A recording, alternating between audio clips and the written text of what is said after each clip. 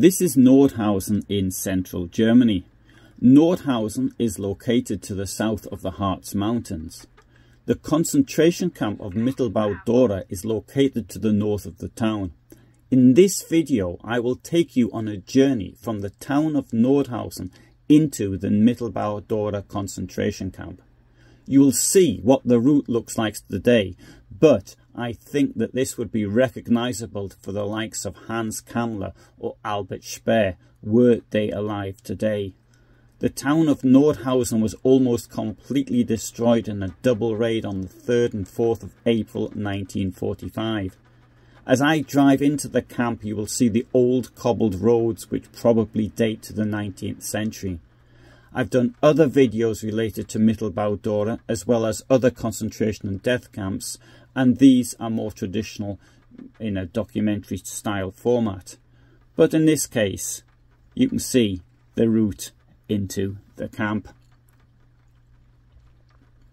In 1917 the Badische Anilin Soda-Fabrik, which we know better as BASF, started to mine in the sulphate rock in the Kohnstein, a hill to the north of Nordhausen. The sulphate rock was required for its ammonia works at Merseburg and its gypsum works at Niedersachswerfen. Not only did it mine in the tunnels but also used them for storage. By 1936 these tunnels were up to 200 meters long with various roof heights. Material was extracted from these tunnels and stored in the mountain in silos. The idea arose of extracting material and generating additional income by building storage chambers. The rock, which had previously been mined mainly in open cast mines, was to be mined underground by tunnelling, and the resulting tunnel system could be used as an underground fuel depot for the Wehrmacht. This is one of the ways which the industrialists who had brought Hitler to power could profit from his regime. The proposal was welcomed by the Reich Ministry of Economics, and its implementation was entrusted to the newly founded economic research company, better known as WIFO. On the 16th of July 1936, 250 people arrived to develop the tunnel system. By September 1937, there were 2 main tunnels which were connected by 12 cross tunnels.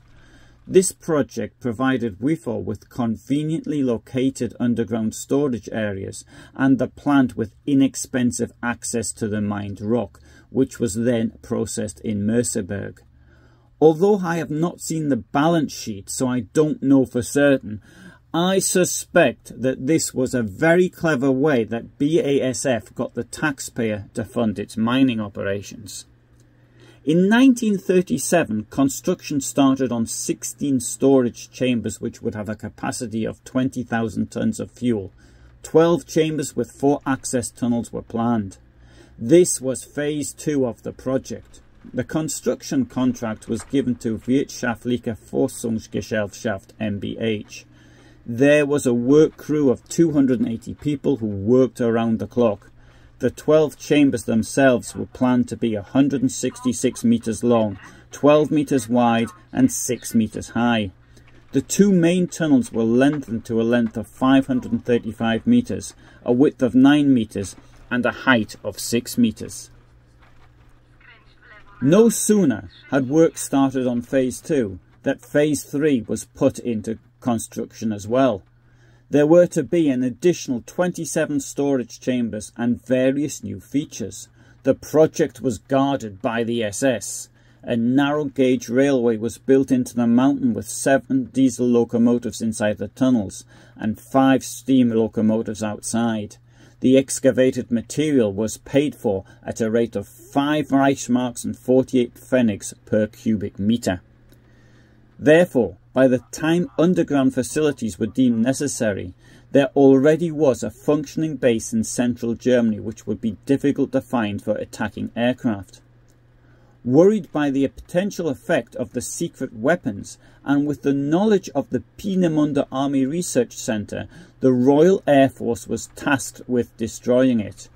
In Operation Hydra on the night of the 17th to 18th of August 1943, the base at Peenemünde was attacked. Armaments Minister Albert Speer considered reconstruction at Peenemünde pointless, and together with Reichsführer SS Heinrich Himmler decided to move the production of the V2 rocket and the V1 flying bomb from Peenemünde to an underground site. The existing tunnel system in Kohnstein was selected as the future production site, and given its location was deemed very suitable. For this purpose, a sub-camp of Buchenwald concentration camp called Dora Labour Camp was set up.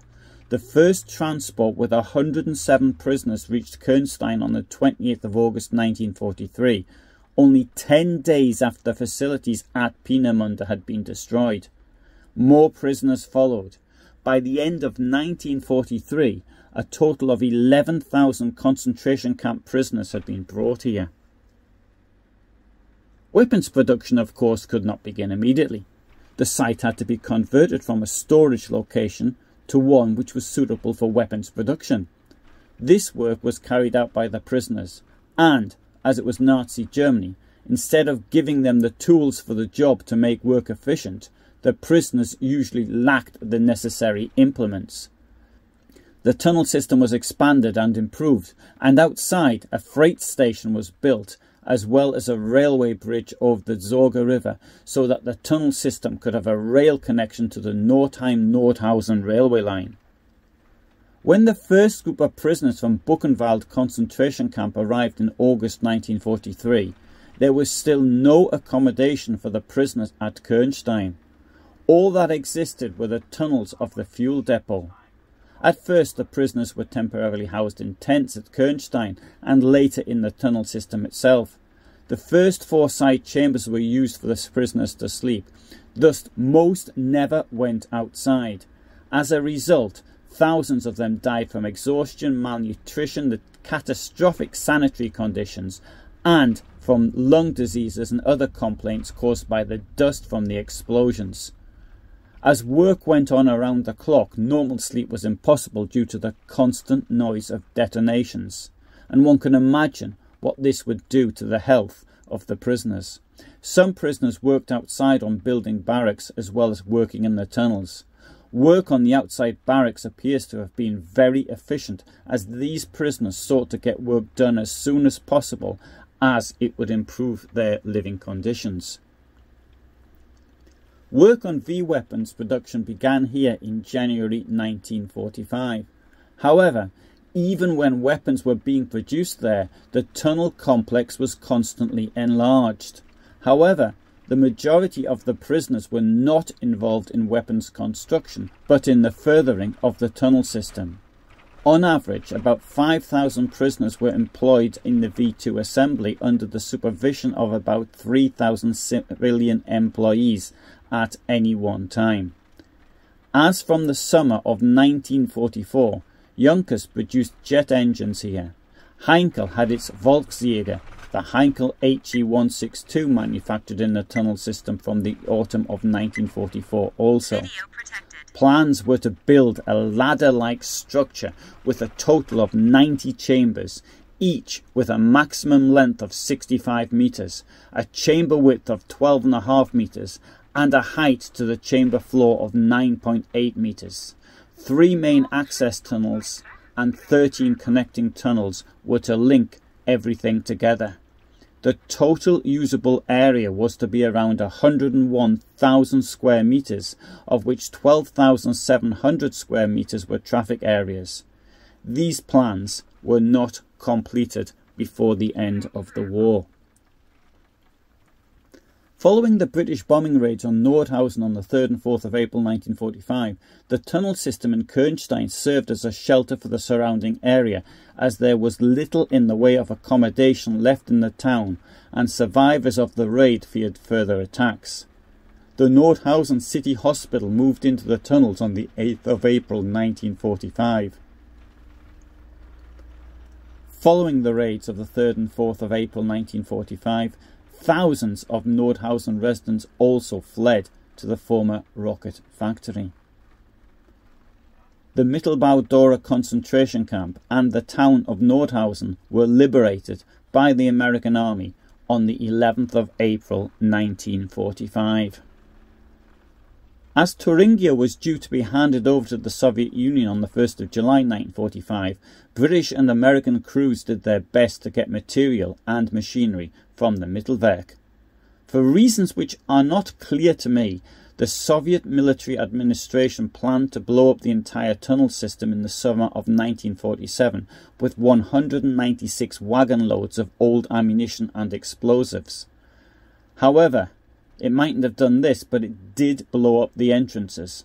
In the 1970s, anhydrate mining was resumed at Kohnstein and some tunnels returned to their use as a storage facility, but this time for vegetables, grain and potatoes. The tunnels maintained a constant temperature and a relatively constant humidity. This came to an end with the fall of East Germany.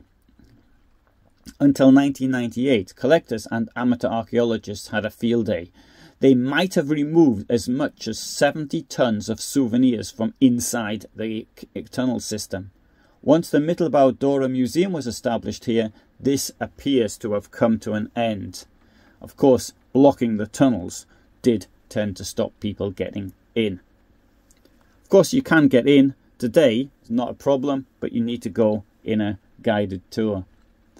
So thanks for listening and watching. I've done other videos related to Mittelbau Dora and Nordhausen, and there will be some links below.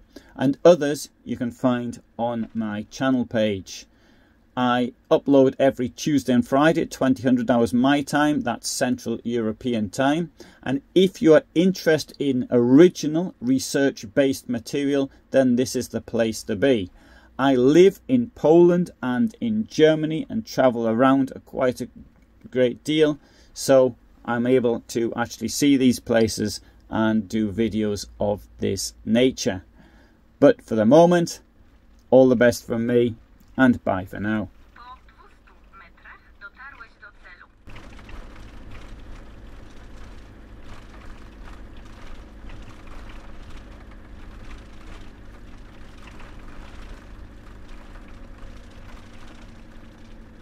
Dotarłeś do celu.